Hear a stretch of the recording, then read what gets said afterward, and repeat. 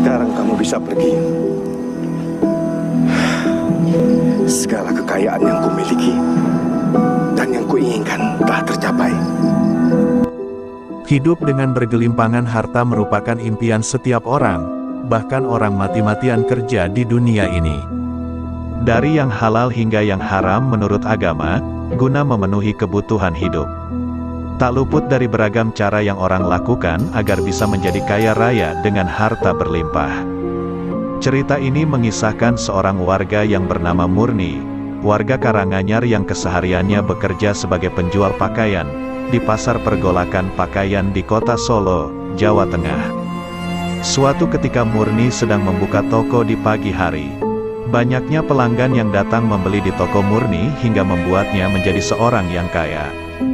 Bagaimana tidak, bukan hanya satu toko tapi ia memiliki 3 toko yang selalu ramai pembeli.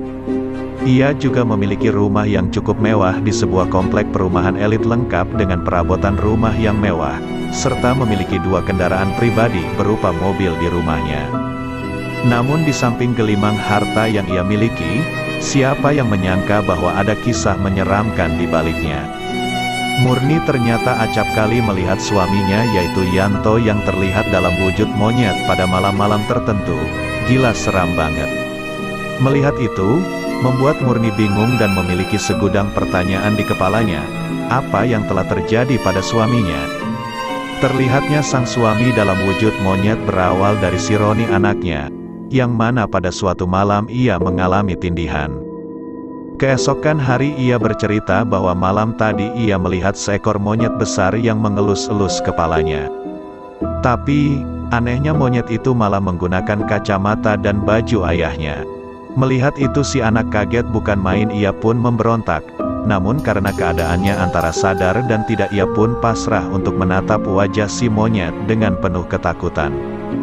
Kejadian ini sudah sering dialami Roni pada malam-malam tertentu. Pada awalnya Murni tak begitu memperdulikan perkataan Roni. Ia hanya menganggap bahwa itu hanya mimpi belaka dari si anak. Namun karena kejadian itu berulang kali terjadi, Murni akhirnya curiga dan mulai menyelidiki yang sebenarnya. Tepatnya pada malam Jumat di mana Roni sering mengalami kejadian tersebut. Saat itu Murni berusaha untuk tidak tidur. Lalu beberapa kali Yanto suaminya menegurnya supaya tidur. Tetapi Murni mengatakan bahwa ia belum mengantuk dan akhirnya memilih untuk menonton televisi hingga larut malam. Tapi, karena kelelahan habis bekerja di toko seharian, Murni akhirnya merasakan kantuk dan tertidur. Meski demikian, ia tidak benar-benar tidur karena sudah diniatkan dari awal ingin memastikan apa yang terjadi. Lalu tiba-tiba saja ia mendengar suara geraman Roni anaknya. Saat itu saya mendengar geraman dari Roni dan saya langsung sadar dan menuju ke kamar Roni, tegas Murni. Di sanalah ia melihat keanehan itu terjadi. Bahkan tubuhnya kaku tidak bisa digerakkan, ia tak dapat berkata-kata lagi melihat sesosok monyet besar mengelus-elus kepala anaknya. Akhirnya Murni percaya apa yang selama ini dikatakan anaknya. Namun hanya saja mungkin karena pengaruh energi tertentu, Murni tidak bisa berbuat apa-apa. Kendati demikian, kejadian malam itu terus saja muncul di kepalanya apalagi melihat si monyet menggunakan pakaian si suaminya. Hingga akhirnya suatu hari ia menceritakan kejadian tersebut kepada suami. Namun anehnya Yanto mengklaim bahwa ia tidak pernah mengalami kejadian yang dialami si anak dan istri. Yanto menyangkalnya, tetapi Murni tidak percaya begitu saja. Hingga suatu hari ia menemukan bungkusan aneh dari dompet suami saat sedang merapikan pakaiannya. Murni mengatakan bahwa ia menemukan sebuah bungkusan kain putih lusuh dan di dalamnya berisi selembar kecil kulit binatang dan berburu panjang. Saat Murni menanyakan benda apa itu kepada suami, ia mengatakan bahwa benda itu adalah jimat yang ia dapatkan saat melakukan ritual di goa di daerah pantai selatan Yogyakarta.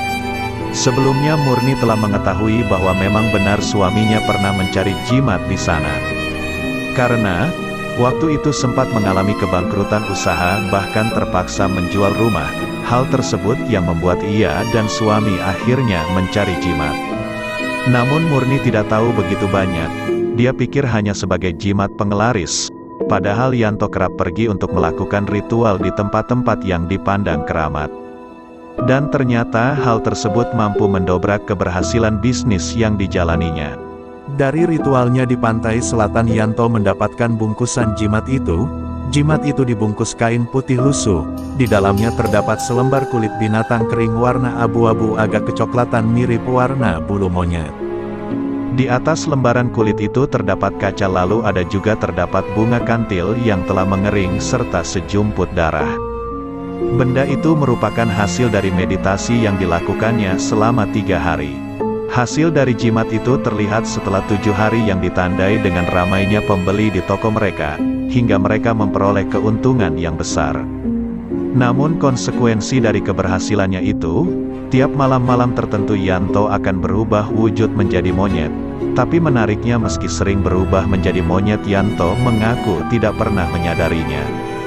Tapi Yanto bercerita bahwa ia seringkali bermimpi masuk ke sebuah tempat yang mana penghuni di sana adalah monyet dan monyet di sana bisa berbicara.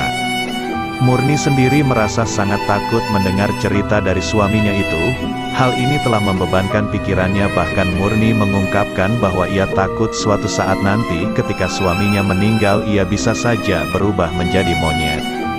Itulah kisah misteri yang dialami Murni tentang suaminya yang tiap malam Jumat berubah menjadi monyet, akibat dari ritual penglaris yang telah dilakukannya. Terima kasih telah menyimak cerita ini. Terlepas dari apakah kisah ini nyata atau tidak, semoga kita semua terlindungi dari hal-hal yang dilarang oleh agama.